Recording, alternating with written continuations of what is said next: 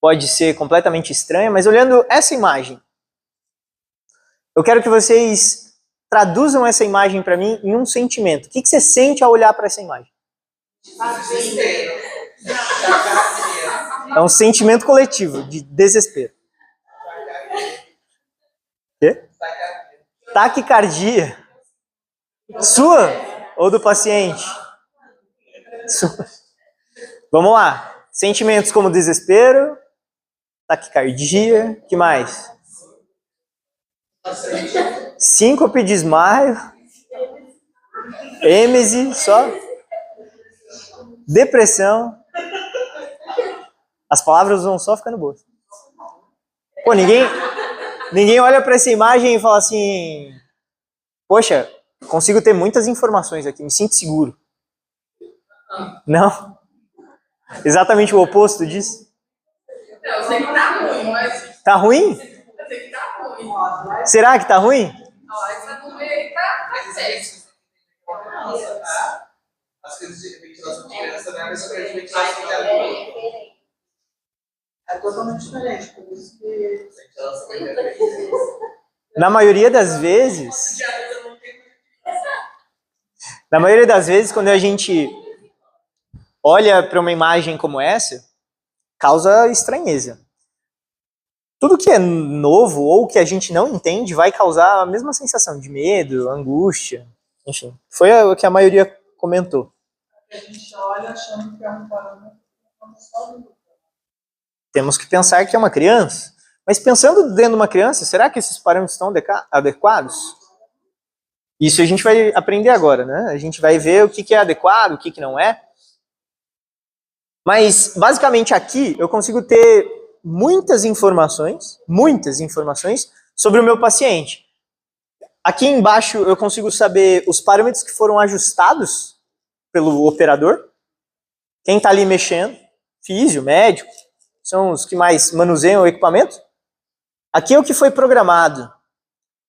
Tudo que está na área preta é como o meu paciente responde ao que foi programado. Que pode ser a mesma coisa ou pode ser diferente. Por exemplo, eu posso ajustar uma frequência de 42 por minuto e o meu paciente pode respirar 50? Pode. Ele pode respirar 30? Se eu coloquei 42, é no mínimo 42. Se ele quiser respirar mais, ele pode. Se ele quiser respirar menos, a máquina não deixa. Porque a máquina está programada para em 1 minuto mandar no mínimo 42 vezes. 42 vezes por minuto.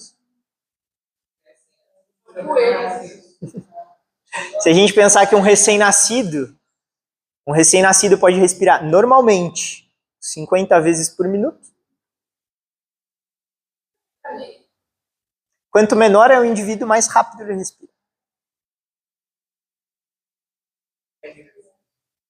A gente consegue ver a modalidade que o paciente está ventilando, PRVC, uma modalidade de duplo controle, mais avançada, digamos assim, onde a gente tem não só o controle de volume, mas também o controle pressórico, 2 controles ao mesmo tempo.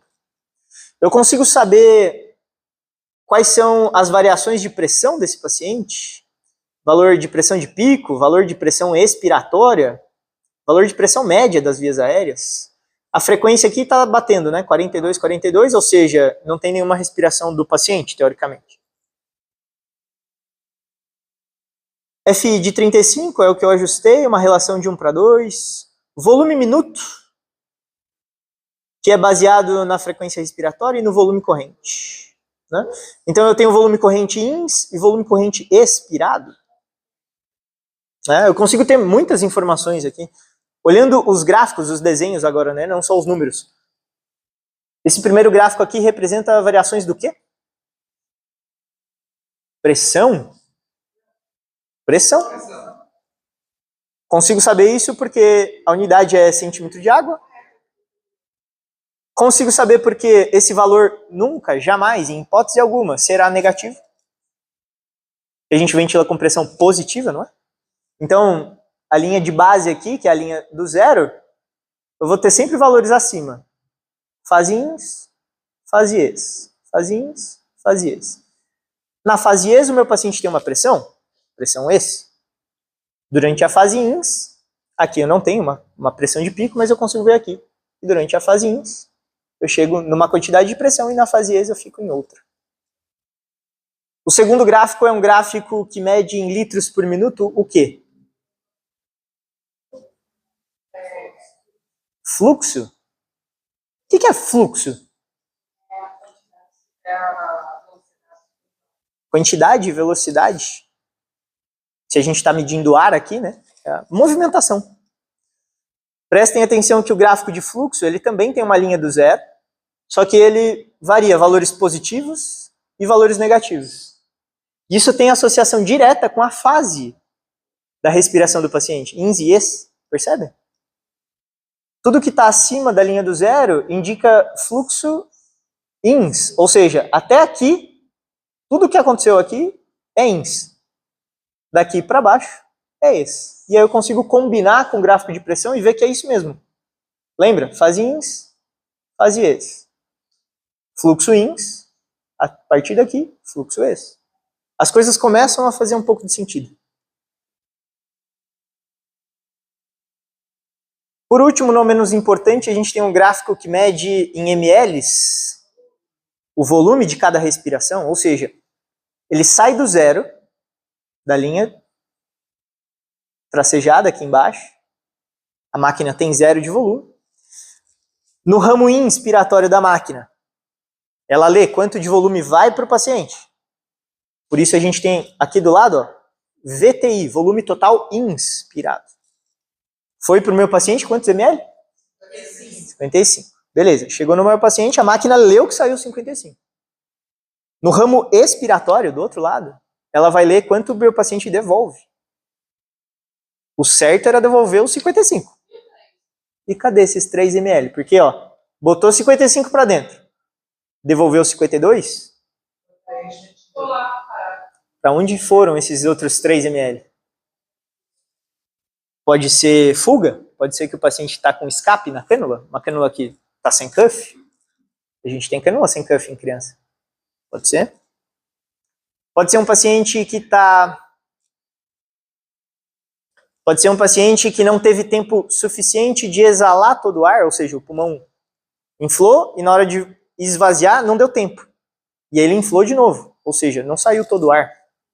Então todas essas informações a gente consegue ter olhando o gráfico. E a partir daí a gente consegue definir o que está acontecendo com o paciente e o que a gente precisa melhorar. Tá bom? Mas no caso, se ele está 0,3, 3 ml. no caso, teria que aumentar o risco. Se for um paciente que está retendo ar, sim, faz sentido. Mas aí, Como a gente vai saber? Uma das coisas é olhando o gráfico de volume, que ele não zera antes de começar um novo ciclo. Ele vai para baixo, toca no zero, só para a máquina resetar os valores. Mas ela deveria continuar indo para baixo até encostar no zero. Não é bater no zero e subir. Ela tem que ir, encostar no zero e aí subir. Inclusive, por aí você consegue regular a pressão do...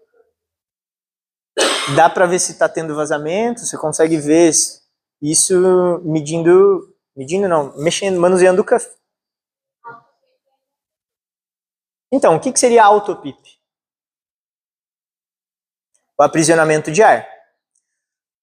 Os 3 ml que estão faltando aqui, se eles tivessem escapado, se eles ficaram retidos, vai ter diferença. Se ele ficou retido, talvez aumente as pressões pulmonares. Vocês conseguem ver que a PIP desse paciente ajustado é 8, né?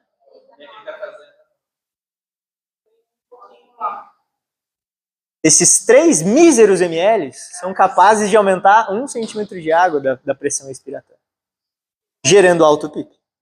Eu ia te falar. Alto PIP.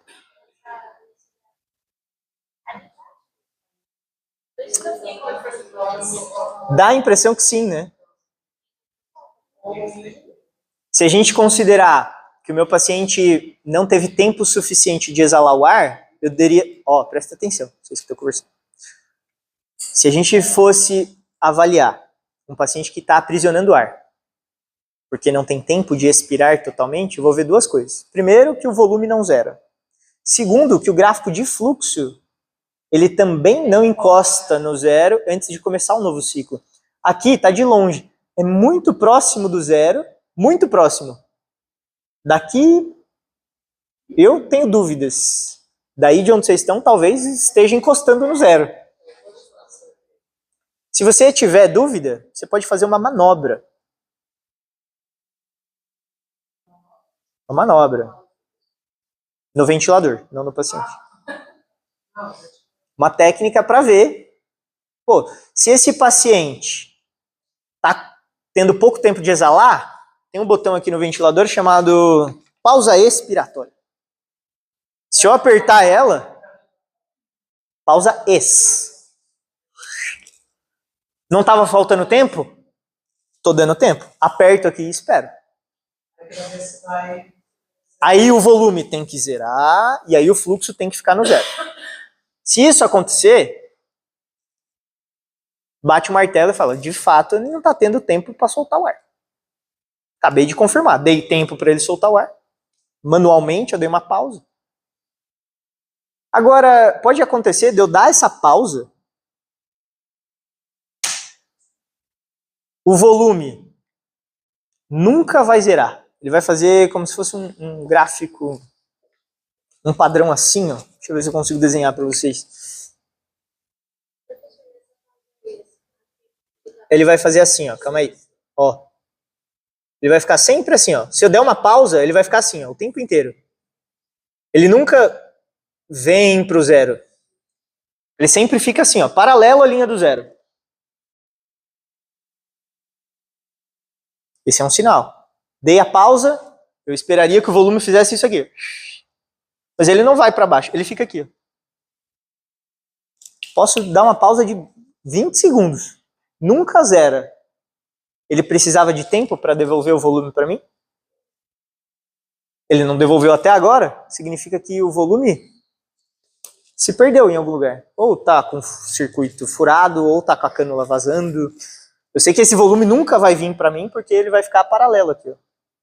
Mesmo dando a pausa, eu nunca vou ver.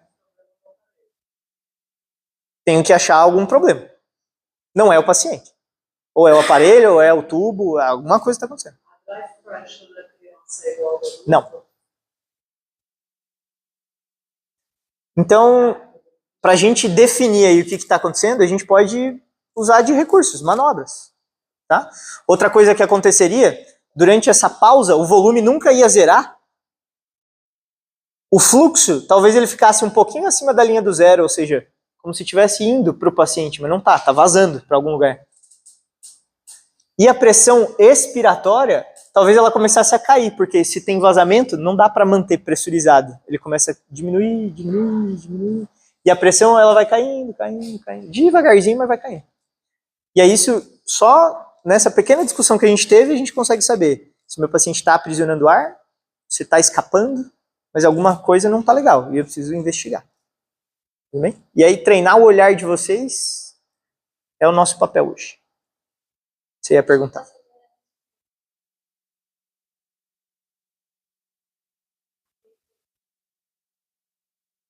Durante a pausa se a PIP cai, se for vazamento, sim. Se for vazamento, vai cair. Se for alto PIP, não. Aí a PIP vai ficar até mais alta às vezes. Que aí são os opostos, né? Ou vaza e cai, ou ele está aprisionando e vai ficar mais alto. Tá? No caso aqui, né? Se a gente não tivesse esse 9 e desse a pausa, eu ia ver que o 8 ia ficar para cima, ia ficar em 9. Tá? Com base nisso,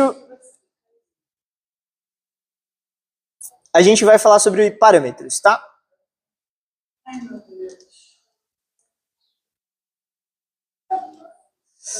Modo, modalidade, pressão ex, FO2, variação de pressão, pressão de suporte, volume corrente, frequência. Essas são variáveis que a gente rotineiramente ajusta tem parâmetros finos, ajustes finos. Não é o foco da nossa aula. Mas eu queria saber com vocês, se a gente considerar uma criança,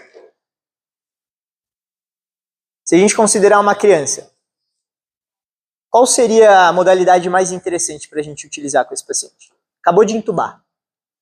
Qual modalidade vocês escolheriam? Pressão, volume. Modalidade é pressão ou volume. Modo, aí tem controlado, assisto controlado, espontâneo. Assim que entubar, assisto controlado. E aí, controla o quê? Pressão ou controla o volume? Volume? Pressão?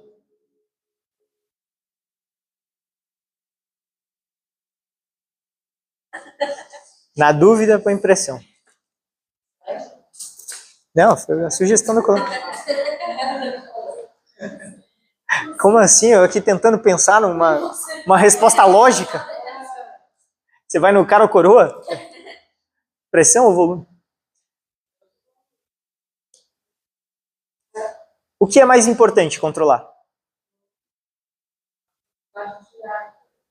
Os dois. Controlar volume é importante, muito. Mas se eu deixar de lado a pressão, eu estouro o pulmão. Eu faço barotrauma. Lesão induzida. Ah, então vou ventilar a pressão, porque eu controlo mais pressão. Tá, mas e o volume?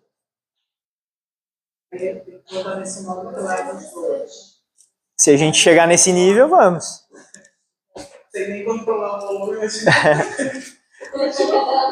O que eu quero que vocês saibam é que os dois são igualmente importantes.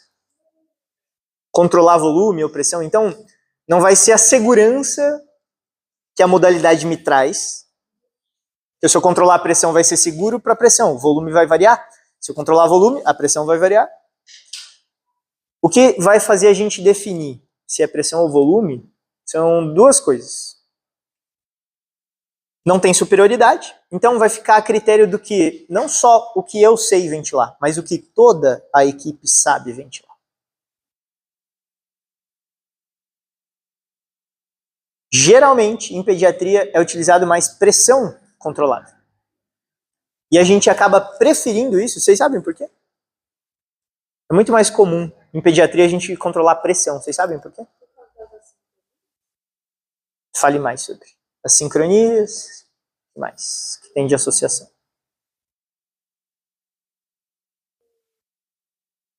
O que tem o fluxo? Quando a gente ventila a pressão, a gente tem o controle da pressão, o volume é livre, é variável, quer dizer. O fluxo, como que é o fluxo? Quando a gente ventila em pressão. Quando ventila a pressão, o fluxo é? Tem no material de vocês, se tiverem dúvida. Tem dois gráficos, pressão e volume.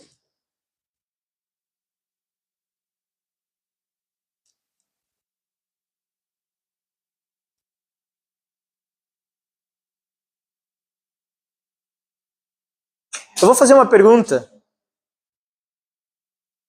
e eu queria que vocês fossem sinceros para responder.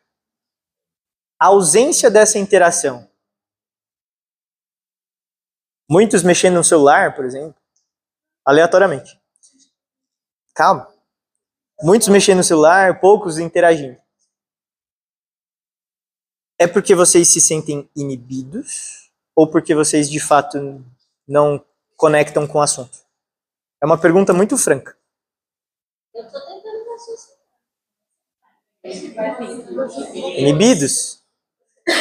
Se for inibido, se você se sentir inibido ou inibida, esquece essa história, porque a gente está tudo no mesmo barco.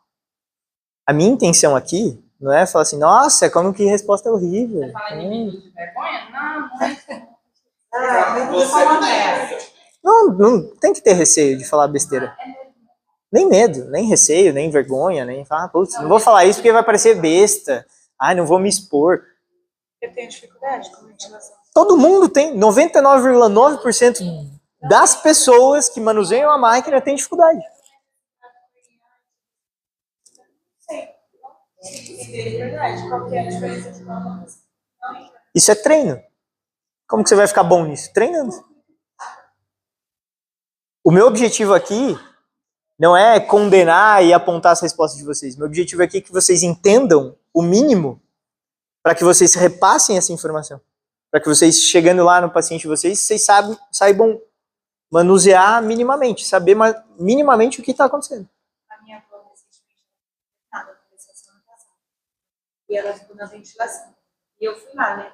E a gente acabou sabendo o que aconteceu. Foi onde eu entendi melhor, porque eu fiquei nesse negócio do desmame, me coloca de novo, e pega raio-x, pega ressonância. É onde eu consegui entender um pouco melhor mesmo. Na prática eu vi que não é essa dificuldade toda, mas aqui, gente. Existem limitações. Tudo é questão de treino. Quanto mais você faz uma coisa, mais fácil vai ficar. E aí eu queria que vocês trouxessem as questões de vocês para a gente debater em cima delas. Porque senão fica aqui um negócio tentando. Meia dúzia respondendo. O resto mexendo no celular e... Não estou pedindo justificativas. Eu estou falando o que está acontecendo. Não interessa o que vocês estão fazendo. Não é da minha conta. Estou sendo muito franco com vocês. Quando a gente ventila a pressão, controlamos algumas coisas e outras não ficam sob o nosso controle. O que fica sob o nosso controle é a quantidade de pressão que eu vou pôr. O tempo inspiratório é o critério de ciclagem. Então, coloco o tempo ins lá, deu o tempo, o ar começa a sair. Obrigatoriamente. O volume não é uma coisa que eu vou ter domínio quando eu ventilo a pressão. Outra coisa que eu não tenho domínio é o fluxo. Fluxo é movimento. É quantidade de ar que entra e que sai. Isso é um fato. Outra coisa, quando eu ventilo a volume, o volume vai estar na minha mão. Assim como o fluxo também vai ser limitado por mim.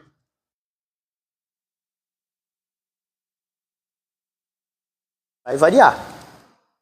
Mas aí a quantidade é o que determina o valor ou Quantidade do quê? De pressão vai variar de acordo com as condições do pulmão. Se for um pulmão mais duro, imagina, um pulmão duro. A pressão vai ser lá em cima para entrar o volume que eu quero. Se for um pulmão mole ou um pulmão sadio, a máquina não vai precisar fazer tanta força para empurrar o ar lá para dentro. Então, algumas coisas estão sob meu controle e outras não. Falando especificamente do fluxo, que foi o que a nossa colega falou. Vocês acharam o gráfico que eu estava falando? Sobre pressão? Vocês têm aí um gráfico de fluxo, que é basicamente assim, ó. Isso ventilando em pressão.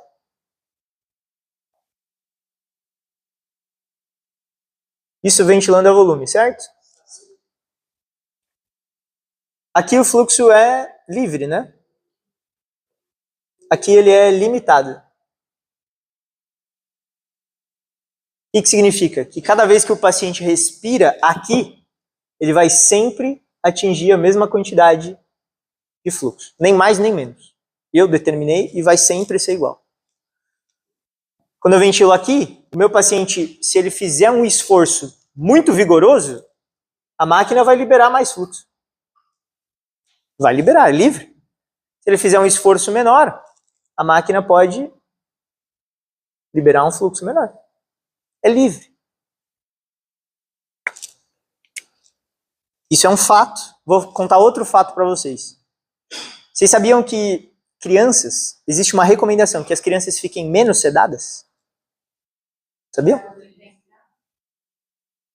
Acaba sendo uma consequência, não é para isso.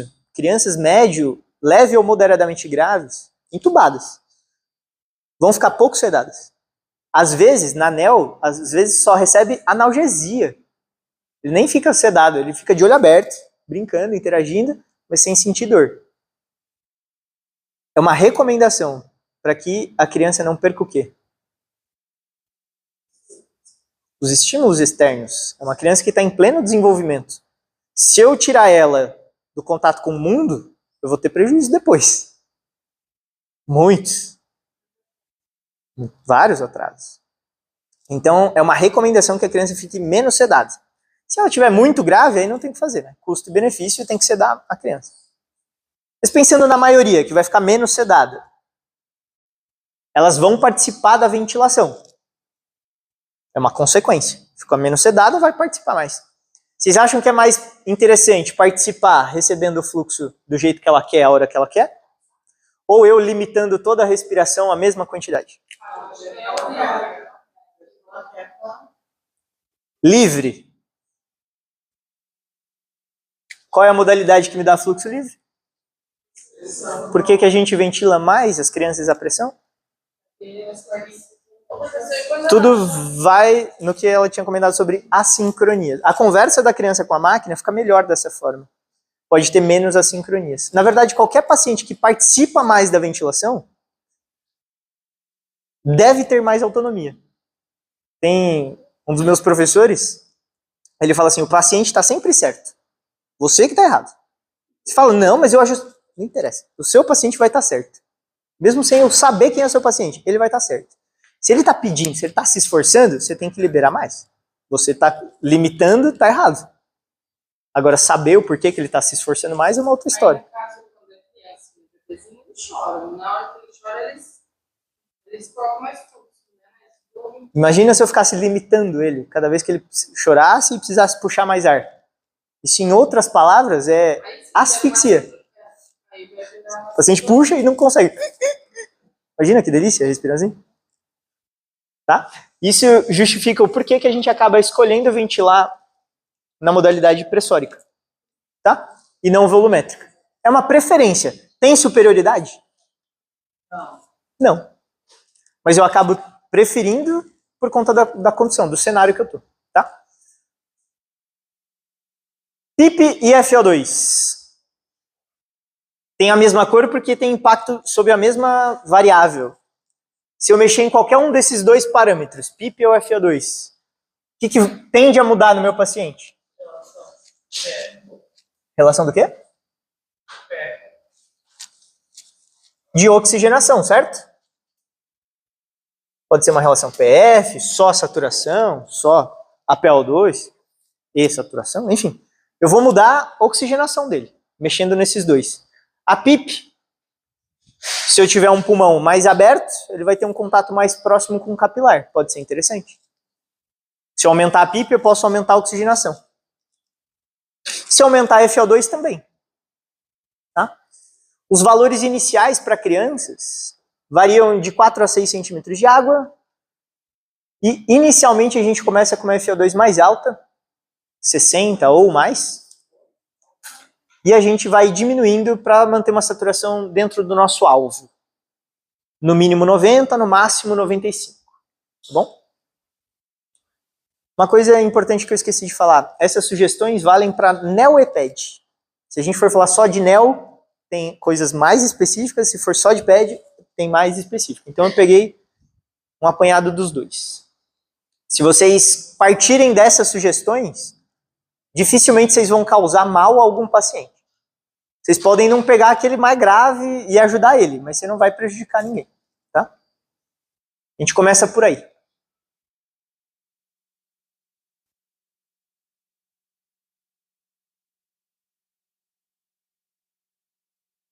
Os próximos 3 parâmetros têm impacto sobre a mesma coisa também. O que é? Se esses dois aqui, da mesma cor, se eu aumento ou diminuo, eu tenho impacto direto na oxigenação. Se eu mexo nesses, eu mexo no volume minuto, que tem impacto na ventilação, eliminação de CO2. Então, se eu precisar aumentar ou diminuir a eliminação de CO2, eu vou pensar inicialmente em mexer nesses parâmetros aqui. Tá? A grosso modo, se eu aumento o parâmetro, eu consigo eliminar mais CO2, a grosso modo. Se eu diminuo algum desses parâmetros, eu retenho mais CO2. Se a gente ventila a pressão, eu tenho que ter limites. Quanto mais pressão eu ponho, mais volume eu gero, e aí eu preciso saber os dois simultaneamente. Pressão é importante, volume é importante. A gente vai querer atingir um volume baseado no peso das crianças, tá? Na pediatria, a gente prefere de 6 a 8, algo bem próximo do adulto. Na NEL, o volume é um pouquinho mais baixo, porque o pulmão é menor. Que tem menos alvéolos, é um pulmão mais duro. 4 a 6 ml por quilo na NEL. Para atingir esses volumes, a minha intenção é não usar mais do que 15 centímetros de água de variação de pressão. Ou seja, se eu colocar uma PIP aqui de 5, eu posso somar até mais 15. Chegar num total de 20. Para atingir o volume que eu quero. Tá? Ah, João, não atingi o volume que eu quero. Posso aumentar mais a pressão? Você pode fazer o que você quiser disso daqui. Isso aqui, como o nome diz, é só uma sugestão. Eu te perguntaria antes, você sabe qual é o efeito negativo disso? Se você aumenta demais as pressões, o que você pode causar? Lesão por pressão, chamado barotrauma. Vile. Lesão induzida. Ah, beleza, sei que se eu aumentar demais eu vou causar esse tipo de lesão. Então, se você sabe disso, você assume os riscos. Você pode sair daqui a hora que você quiser, assumindo os riscos. Tá? Frequência respiratória. Se a gente estiver falando de NEL e PED, essa frequência aqui vai ser infinita, uma variação enorme. Eu falei para vocês que um recém-nascido respira 50 por minuto. Na pediatria eu posso pegar uma criança de 12, 13 anos que vai respirar bem menos. Então, a frequência tem que ser ajustada de acordo com a faixa etária. E eu não estou certo de ter mandado isso no material de vocês. Uma frequência respiratória por faixa etária. Se eu não tiver mandado, eu mando depois. Mas não é algo difícil de se encontrar no Google, por exemplo. Tá? Saibam que crianças menores respiram mais rápido. Crianças maiores, nós adultos, respiramos mais devagar.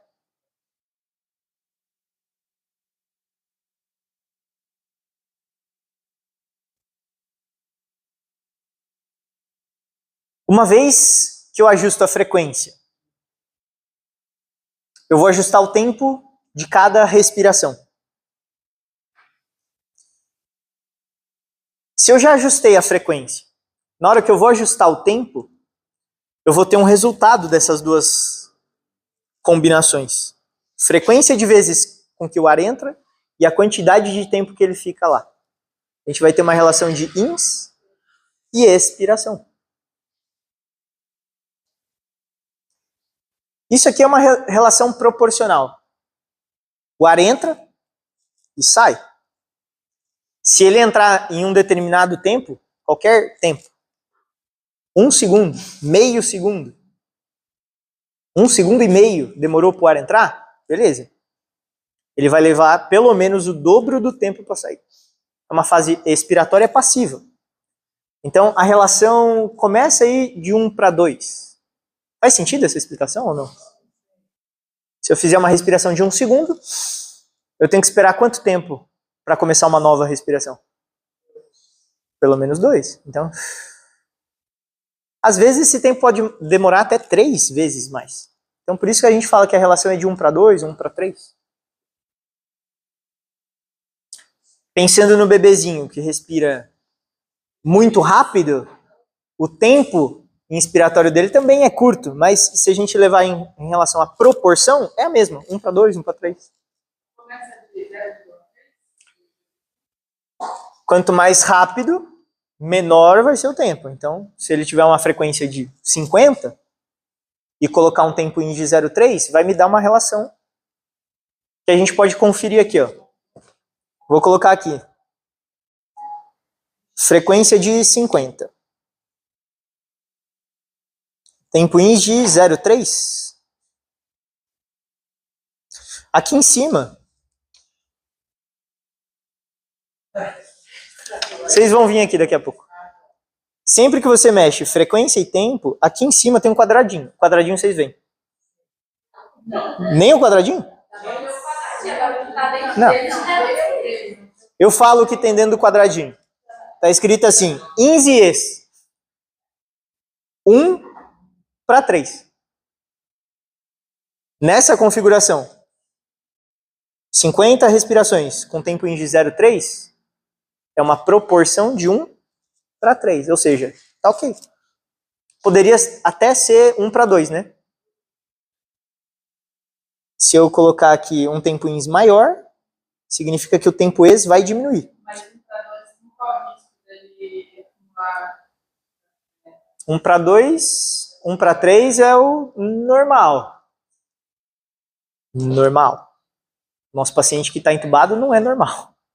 Aí eu preciso saber avaliar no gráfico se 1:2 está o suficiente, se está aprisionando. Né? Então não dá para garantir. Preciso avaliar. Mexi aqui no tempo ins, subi até 0,4. Quando eu deixo em 0,4, ele aparece aqui uma relação de 1:2. Ou seja, para esse paciente, se eu quiser ajustar uma frequência de 50, significa que o tempo ins para ele deveria ser de 0,3 a 0,4. Faz sentido ou não? Deu uma bugada agora. Vocês vão poder checar daqui a pouco, tá? Sempre que eu ajusto frequência e tempo, ele me dá uma relação. E essa relação eu vou buscar 1:2 ou 1:3. O quê? Não, estava 1:3. Conforme eu aumentei o tempo ins e mantive a frequência, 1:2.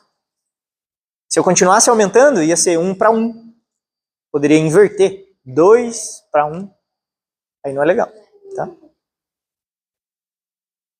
A última variável tem a ver com a sensibilidade.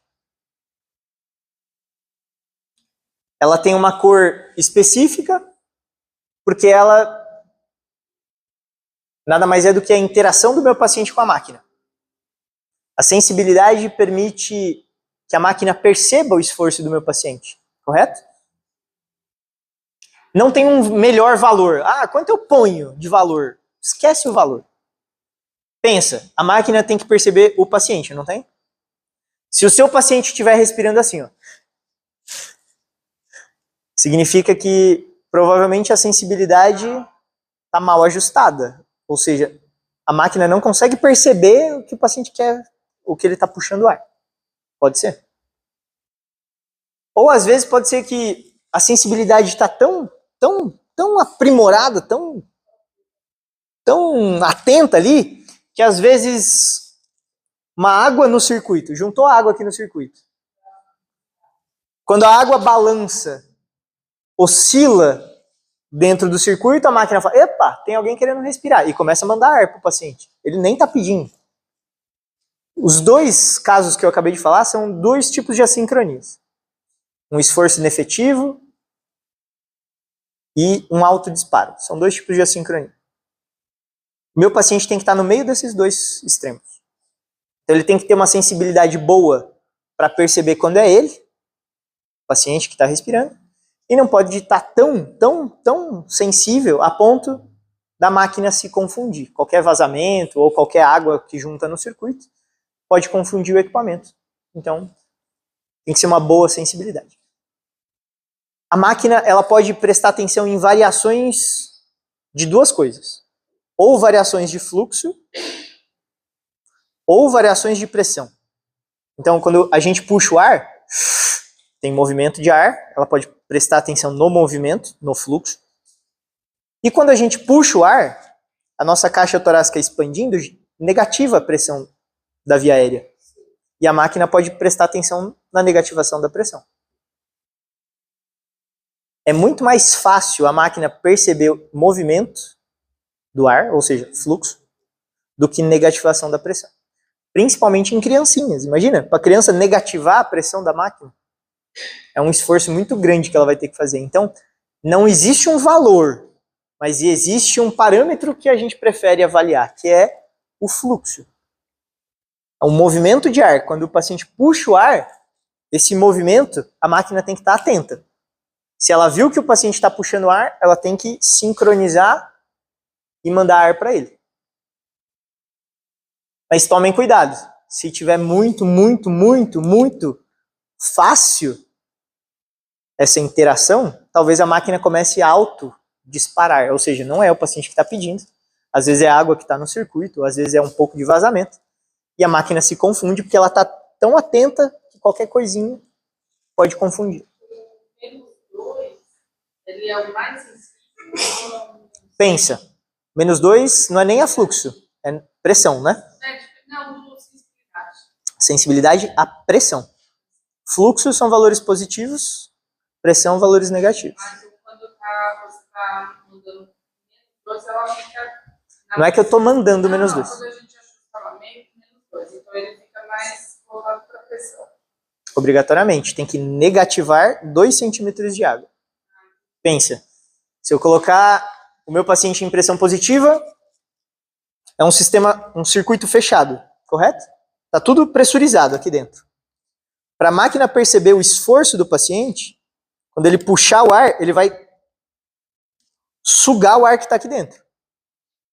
Isso vai negativar a pressão do circuito e a máquina vai perceber. Quando negativar 2 centímetros de água, a máquina fala, opa, você quer respirar? Então toma. Para uma criança conseguir negativar é muito difícil. Se a gente deixar -2 para um recém-nascido, a máquina nunca vai perceber o esforço. E o paciente vai estar lá assim, ó,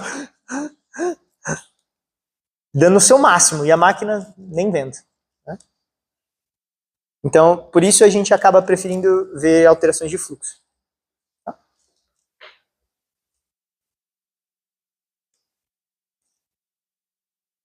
Nesse exato momento, são 8:50. Já. A gente vai fazer uma pausa e a gente volta para colocar os parâmetros para Brenda, beleza? Para quem? Brenda? Nossa bebê tá lá na incubadora. Vocês vão cuidar dela agora. Né? A gente fica enrolando para falar da Brenda.